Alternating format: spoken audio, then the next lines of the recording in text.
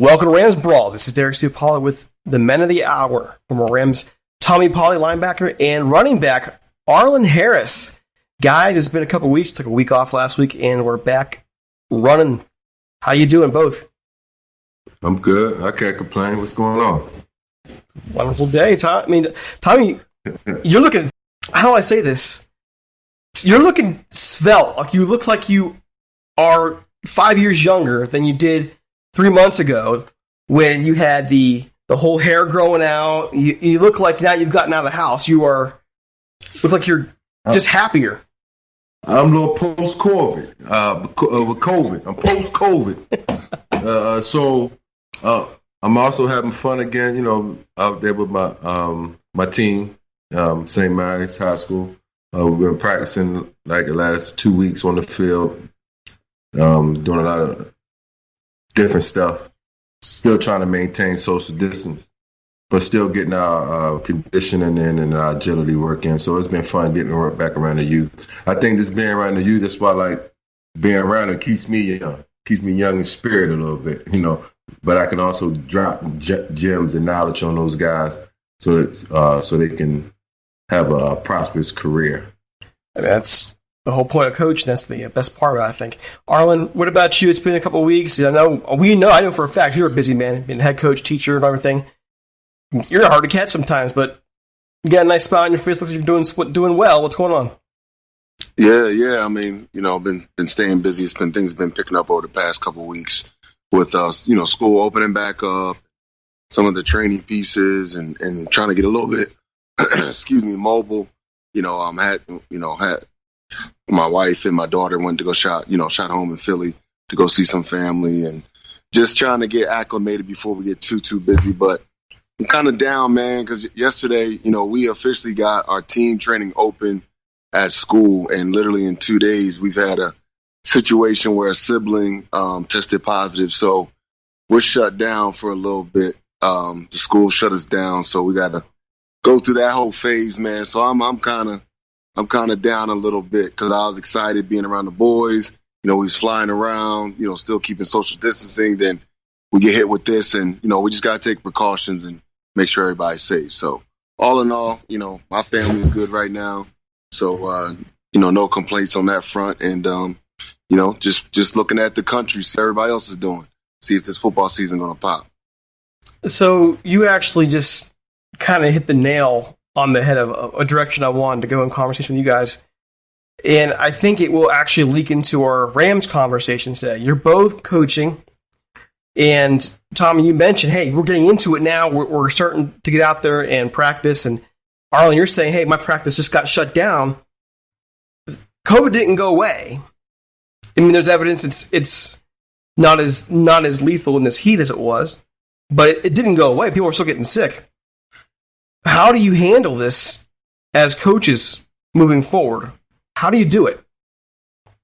I mean, for me, I just hope for the best. I mean, you don't have a vaccine out here, not get it. So only thing you can do is try to practice precautions, maintain social distance when you're away from the guys as much as you can, and the rest of it else is just hopeful that it doesn't affect your team. But I mean, it's not too much that we can do. We've never been in this predicament before. We've never seen anything like this scenario. So everybody's learning day to day, and we are getting adjusted to it. I mean, our coach, I know Arlen, since he's the head coach, he's frustrated every day about the different precautions, different things each day, seems like. So, I mean, it's difficult, but it beats the alternative, which is staying in the house. So I think I'm like with the rest of the world. I think we'd just rather take our chances and hope for the best.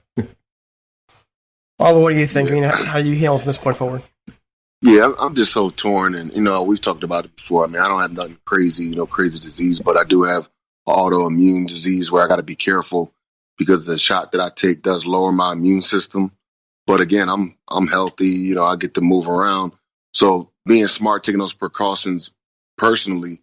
But like Tommy said, man, meeting with the administration, head of school, we got a task force at Lutheran. It's not just sports, but even open up the building to people that's still interested in coming to our school. taking tours and all those things. And right now, I mean, we got a pretty good game plan as far as, where they're dropped off. You can't get dropped off early and hang out in the lobby. There's a place to get picked up. We're going to be outside the majority of the time. Everything's limited as far as groups, group numbers. And especially when we go into the weight room, then when you're using a piece of equipment, every person, when you're done, you got to wipe it off, disinfect it, and then it can't be used again for another 10 minutes. So we got our on-site trainer. So we're learning all those things. What you bring, you got to leave with. No one's got to sign lockers. You got to bring your own drink. Like, it's a lot of moving parts. But again, you so quick to fall back in your mode, coaching, being around your teammates, the camaraderie. And then it's like, whoa, maintain your distance. And then when you want to give a look, we're supposed to do everything on air, so you can't really engage. And it's like, it's you got to be creative, man. But that, poses its own frustration. But now, we got to be, and I'm glad the kid said something. Think about all the parents that might be like, he's okay. But our parent called, say, hey, I'm letting you know right now, sibling just tested positive. He doesn't have no symptoms. The wife's an RN. She gets tested weekly. So I know it's a family that's on top of it. But as a school, we got to shut down because he was exposed, to his brother, and he was in practice the past 2 days. So it's a lot, like you said, man. There's no guideline. There's no right. There's no wrong. Take precautions. Should we pray after every practice? I said we might not start praying before and after, but that's just where we're at, man.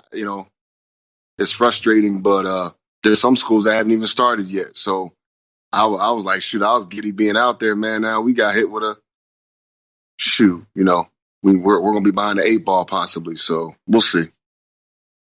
I can't imagine being in the situation you guys are in, because I remember when I was coaching, some of the best conversations I had with my players were the ones where I had him right in front of me, right here, nose to nose, eyes to eyes, where we can look at each other and actually communicate like men.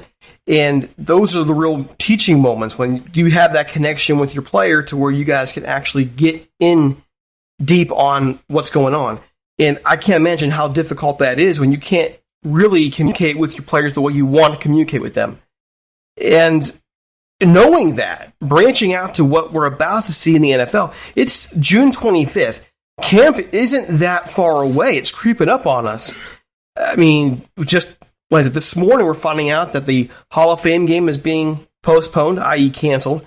The Hall of Fame announcements being canceled, postponed until the future. Yet, very soon, these teams are going to be in camp. The Rams have Hard Knocks as well. So let's just go right here, right now. As coaches, having experiences at the high school level and knowing concerns firsthand, how should these teams handle the COVID, threat would be the best word for it right now?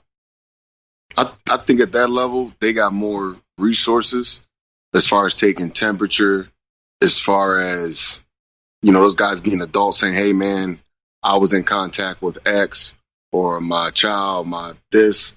At the high school level, and then you got so many things, right? You ask 5 people and they're going to give you 5 different answers. Oh, well, taking temperature don't work.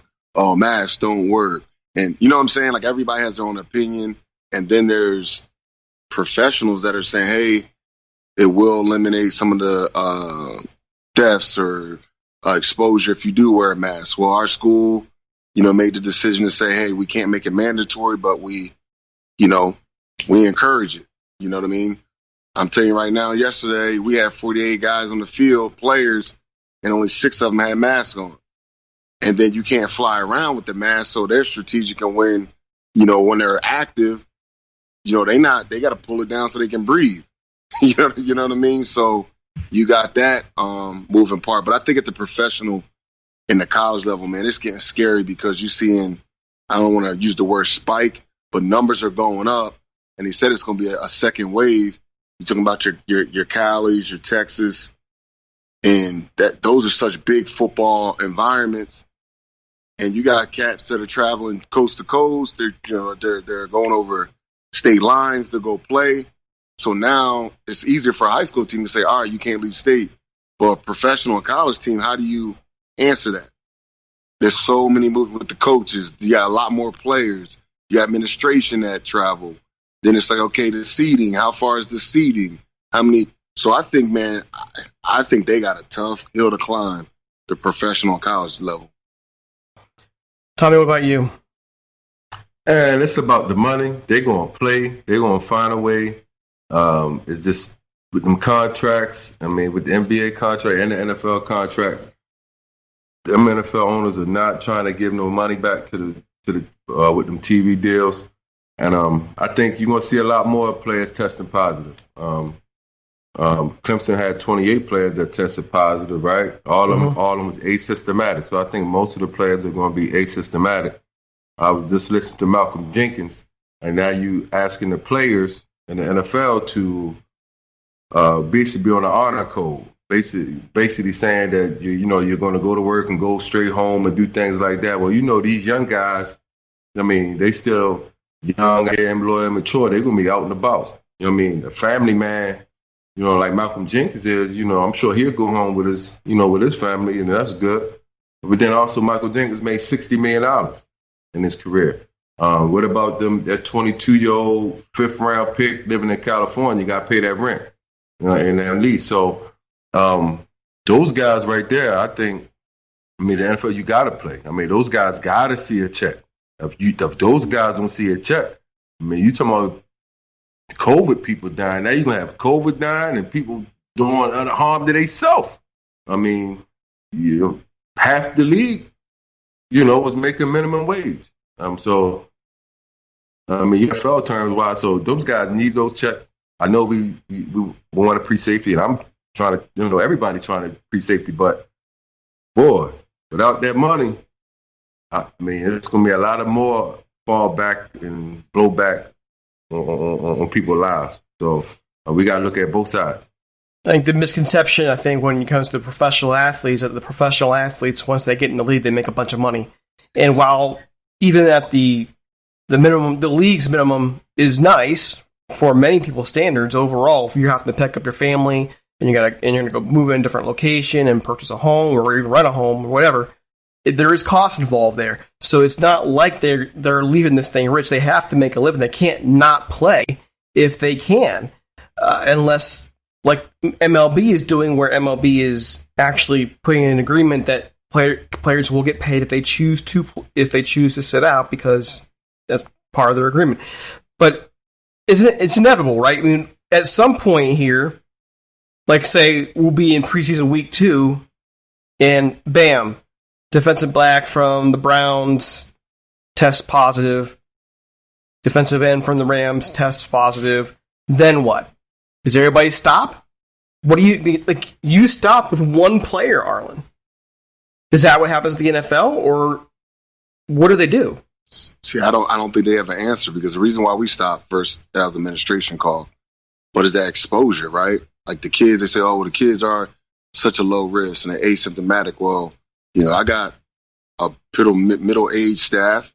We're all healthy. I got an older guy, that he's wearing 2 masks at practice. You know what I mean? And just because they're carriers, you know what I mean?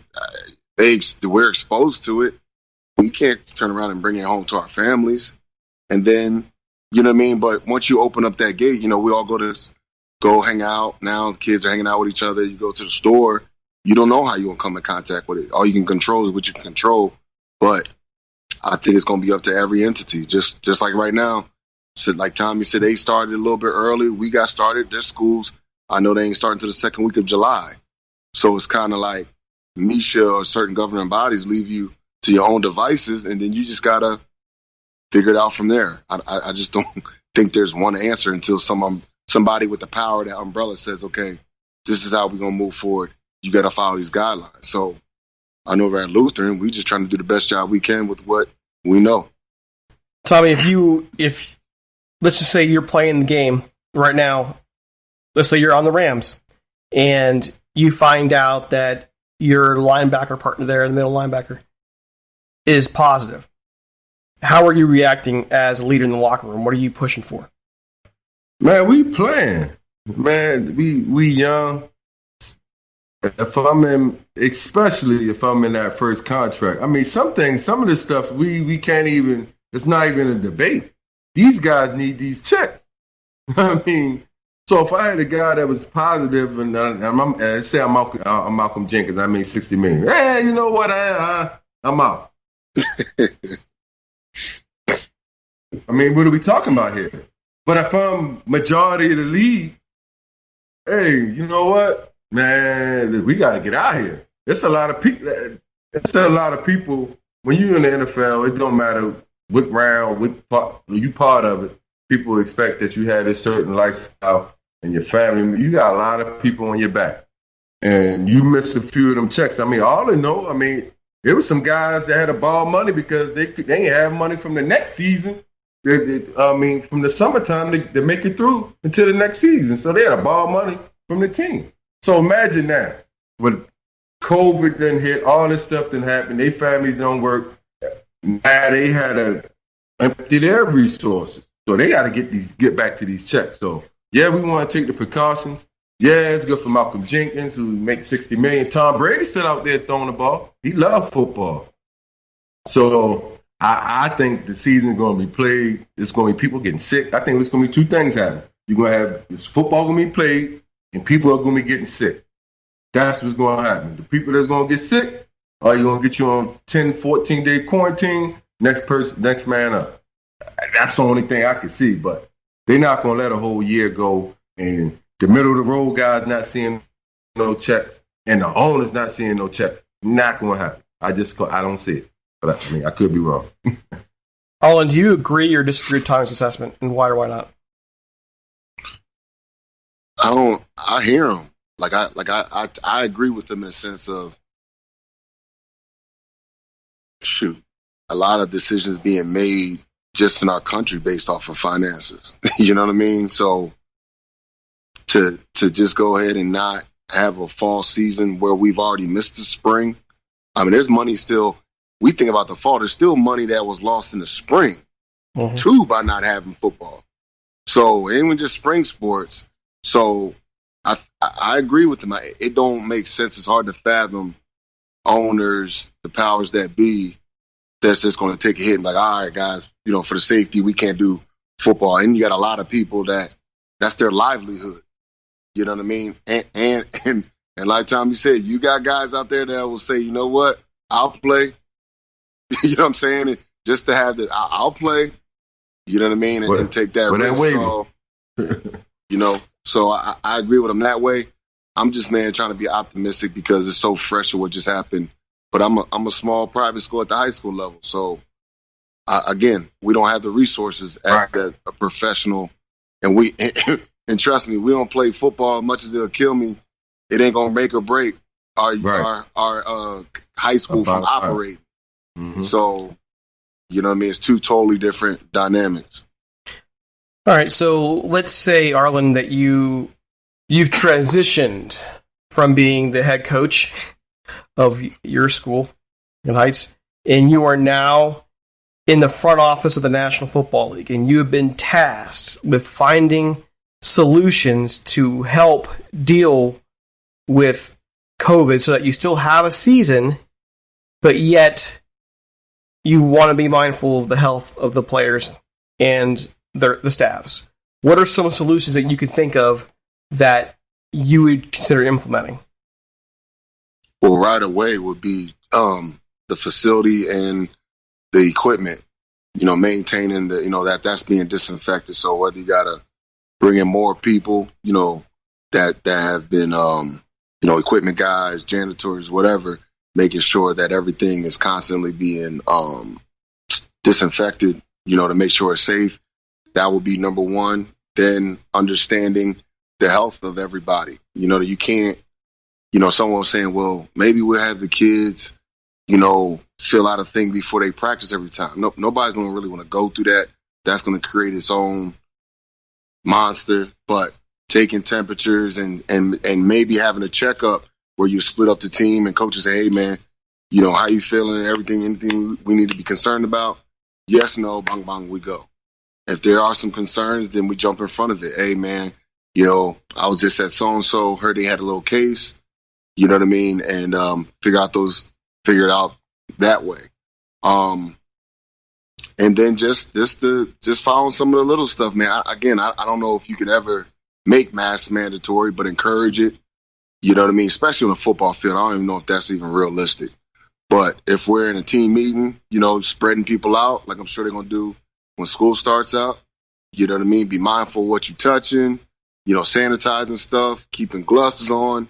You know what I mean? It would just be that type of environment for me to make sure. And that's still not going to guarantee anything. But I'll just make sure everything's clean, safe, social distancing, and make sure we understand where everybody has been or if there's any concerns. And then let the chips fall. Tommy, you take on that role. You're now in the NFL front office. What would you do? First thing, you got to sign this waiver, sir. You sign the waiver, all right, then we can go into all the precautions that Arlen just said. We can do that as far as, as much as we can, having stuff sanitized, and then all the stuff I said. I mean, that's the only thing you can do. But first thing first, you got to cover your ass and sign that waiver, and then we'll get to it. But other than that, it's not too much there. Hey, look, after that waiver, we mess around. And if you came in contact and you didn't think to tell us and it ended up being a situation, you getting fined. You know what I mean? We're going to have to add some fines into that too to just make sure they're more aware.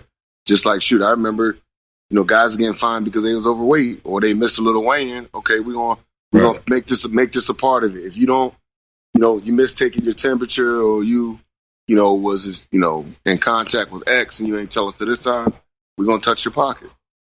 That's a good idea. Just want to bring this up and mentioning fines and so on and so forth, but this is a good transition to where we wanted to go, which is the locker room. How does a locker room itself respond if a teammate acted foolishly in handling COVID? Kind of like what happened with the NBA. Tommy, how would you're in the locker room? How would you respond to some knucklehead not being smart about and risking your health and everybody else's health? I think what Rudy did, he was trying to be funny. So he got what came to him. It was being calm. I don't think guys are going to go out and just party. I will hope not. I will hope not. They won't put themselves in certain situations to make other people exactly make other people at risk. But wait, Tommy, you just mentioned a few minutes ago, talking about young players and I mean, come on, you've seen it. You were young once. Young people do dumb things. I agree, but you got a lot more cameras now out here. So if you do come down with something, I'm sure it's not hard for them to track you.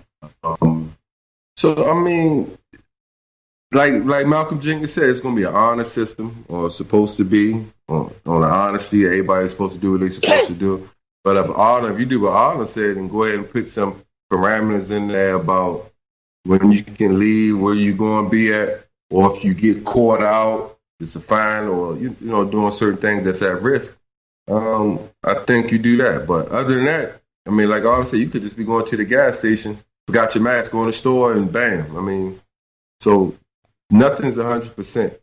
But I think not having a football season would be a lot more detriment to them, people's mentals. Like Marshawn said, when your mentals and your pockets, I mean, that's a real thing. I know we try to like COVID, but COVID, I mean, and your mental's not right, that's disaster.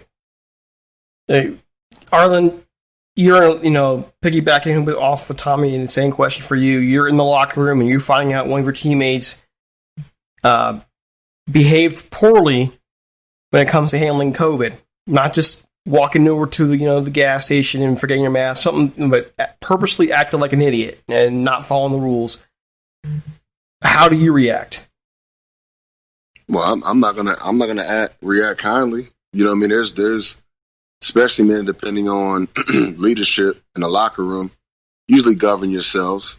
You know what I mean? But with this situation, you ain't like you can turn around and haze them or everybody gonna look at you like you got 6 toes and just back up. But I think it'll be a lot of frustration. I think there will be some lost trust, and you know what I mean, knowing like as the situation get handled, just making sure that we're keeping each other accountable. But shoot, I've seen it. Whether it's a youth locker room to the pros, guys that goofy, man, they want to relax. Not everyone's going to take it serious. You know what I mean? And yeah, if I saw that right away, man, if I could stop it, I'd definitely speak up. Just because this ain't a game. Numbers keep fluctuating. You keep seeing some of the tests and whatever it is. But I'm the guy that err to the side of caution. Like, I understand people. I don't want to wear the mask. I don't want to. But what is it going to hurt if you do that? Let's just say people are right about certain percentages, of taking a precaution. Why would that hurt you? Let's not make it about you. Let's make it about protecting somebody else. And that's kind of how I would just come at it and make sure everybody's on board. But at the end of the day, people want to do what they want. It's America, Arlen. It's all about me. That's true. Yeah. I mean, I think also too, just to be fair, with say Japan, Korea, China, the nations on that side of the world who've dealt with previous diseases, previous versions of SARS and so on and so forth, it was much more regular. They got used to wearing the mask. This is the first time, I think, in our country's history where wearing a mask was something that was pushed by federal and state authorities as an option, a needed option to protect against disease. And, that's something to consider as well. I know it can be hard on each other about our attitudes about the mask, but we've never had to do it before. We've never had to live that way. All of a sudden, you're being asked to change how you live your life. And I think that, like you say, Tom, it does play a mental role would play a mental role. It did play a mental role for me. Play a mental role for everybody. We all got a little, shall I say, a little weird being stuck at home for a long time. But when it comes to the locker room, though, now you have to be about each other. You just can't be about you, right? I mean, you have to be thinking about your brothers in arms. You're the ones who are trying to win a Super Bowl. You're trying to even play together at this point, right? You're trying to play. You don't want to be not able to play because everybody's sick. True. Tommy, you got a smile on your face. You got this kind of like, I know something smile on your face. What is it? What's the thought? Oh, no, I ain't got nothing. No, I don't have no thought. So you don't wear your mask, huh? You don't wear a mask? I wear a mask. I when things slowed down a bit and it was calming down, I was wearing it less, and now things have been picking up a little more. I've been making sure to focus on wearing a mask more. I have a bunch of masks. I have some Rams masks, a Kings mask. Yeah, I wear a mask. Okay. Because that's the tricky part. Because you got some people, and I know one of them that feel that wearing a mask is actually worse, that you're keeping it. But that's the thing, man. We're in a real interesting time, man. Sensitive, but to me, like, I don't want to wear no mask. Like in coaching, I'm yelling. It's uncomfortable. I don't wear one when I'm coaching. You know what I mean? I'm boom, boom, boom. Well, actually, when you were pointing out, when I was in physical therapy for my knee, I just finished about a month ago. We all had to wear a mask going in there, and it was, right. They're really trying to push you to that next mile in recovery. So you're huffing and huffing, and I was surprised one day when one of the PTs actually said, I wish you didn't have to do this because this really isn't better for you. You're sitting there, you're breathing in all your own carbon dioxide that you just expelled. And you're breathing back in the germs you just expelled. So it can't be healthy compared to what fresh air would be. So I think some common sense probably has to be involved. Like if you're around people, then yeah, you should probably wear your mask. But the moment you can take it off and get fresh air, you probably should. Yeah, that's what I'm at with it, man. Because like, I gotta say this since you brought it up. People that are so gun ho, like I think was it Costco, I think Sam's Club, where they're making it mandatory to have a mask, and now you got some people like, I just ripped up my Costco card. I'm never going back. It's like, yo, man, throw your mask on, and then as soon as you come out, take it off.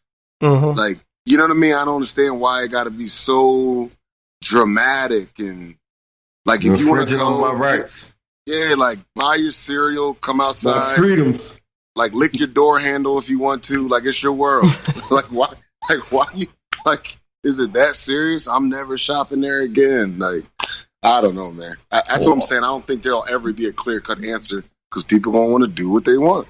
I think there are a lot more reasons behind than just they want to do what they want. I think there are a lot of things politically that took place and things that are put out there in the media that really played poorly with certain parts of our country.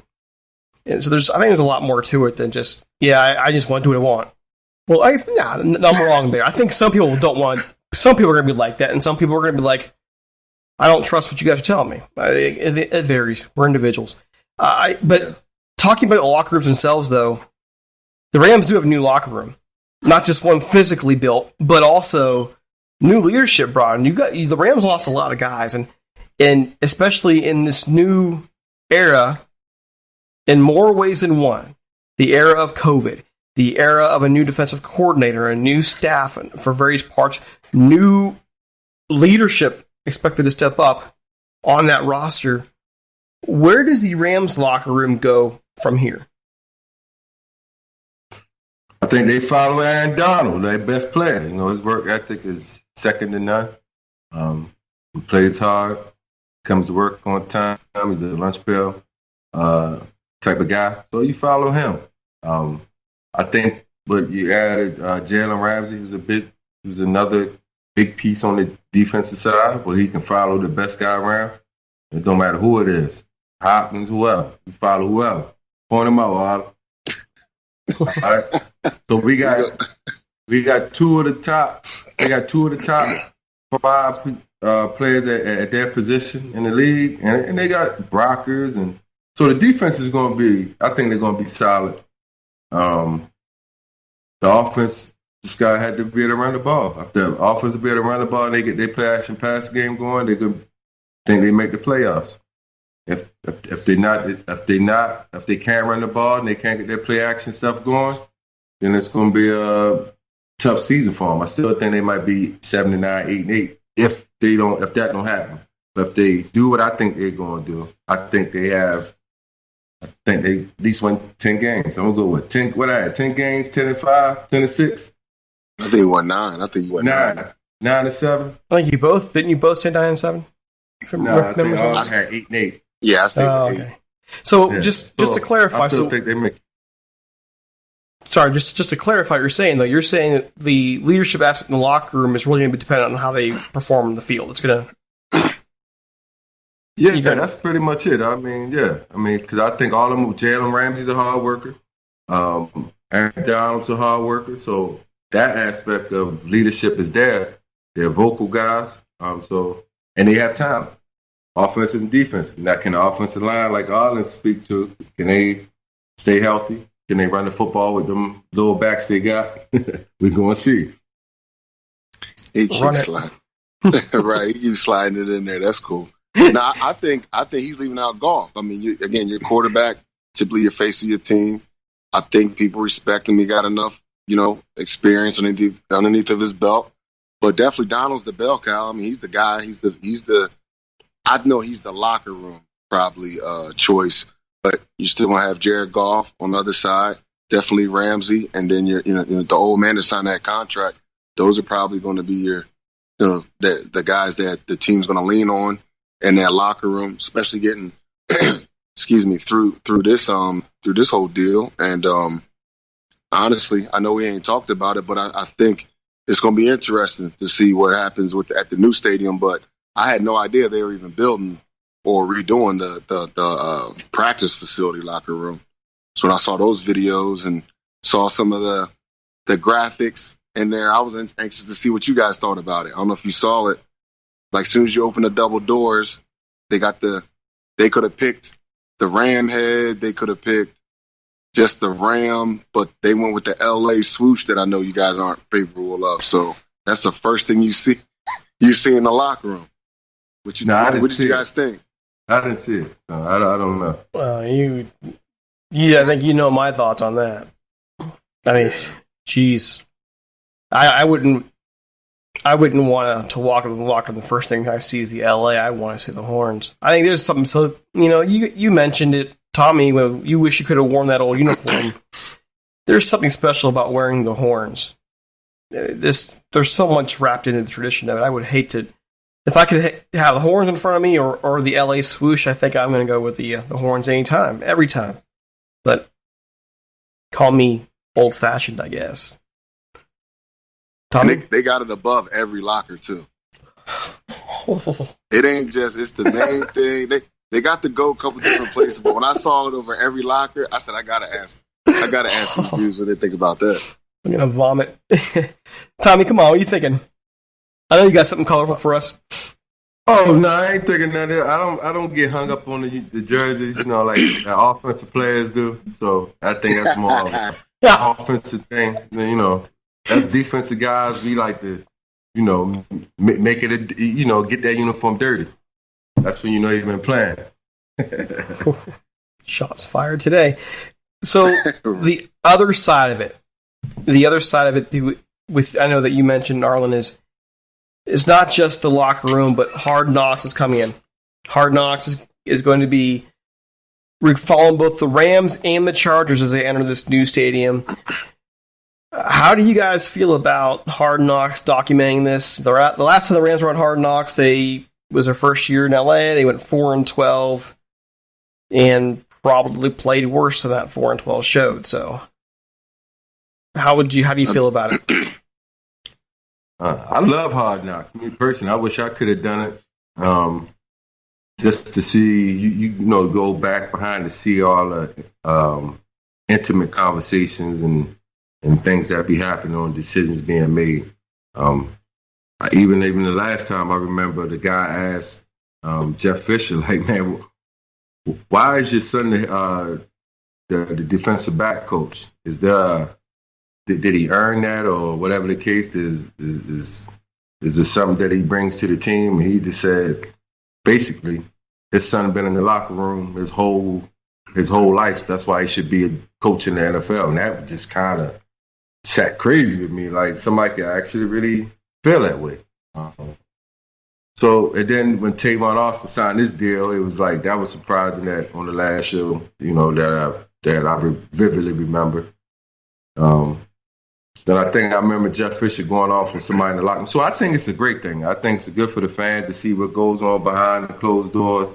It's a great look. As a player, especially now in today's game where you got to brand yourself, you got to put yourself out there, and it's a great opportunity for you to do that. But also on the other flip side, you see the downside, when guys are getting cut, and see what that looked like. So I think it's a great show. I wish I had a chance to do it. Oh, I want to apologize. I botched up the Hard Knocks thing. It was All or Nothing for Amazon. The Rams were on in 2016. Oh, that was All or Nothing? Yeah, which, by the way, was a heck of a watch. Same thing. Yeah, same thing. Pretty the same thing, yeah. Yeah, basically it was. I mean, Arlen, what do you think? I mean, you guys can tell me more than anything. You wish you could be on, but I would think it would have been a distraction in a lot of ways too, having all those cameras around following everything. Is it or not? Well, I think just in general as a franchise, I think it's a win. Like you said, 4 years later, you're right back on that show. I think, like you said, branding yourself, getting to see all the ins and outs, letting the fans see you off the field.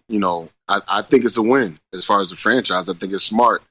You got new logos. You got new areas. It's another opportunity for people to continue to see this new color, the jerseys, the ins and outs. So I think for marketing, it's genius.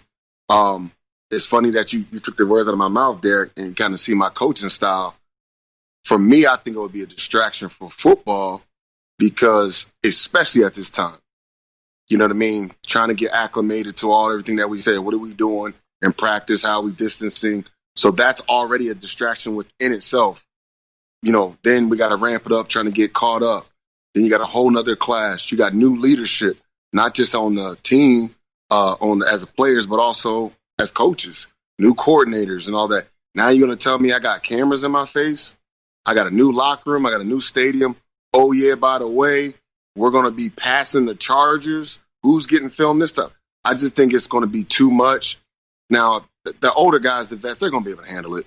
But maybe these these rookies might come in, and that might be added stress because, they're trying to pose something they're not, or they're trying to be, be something they're not in front of the camera instead of really concentrating on playbook. Let me get acclimated to this next level.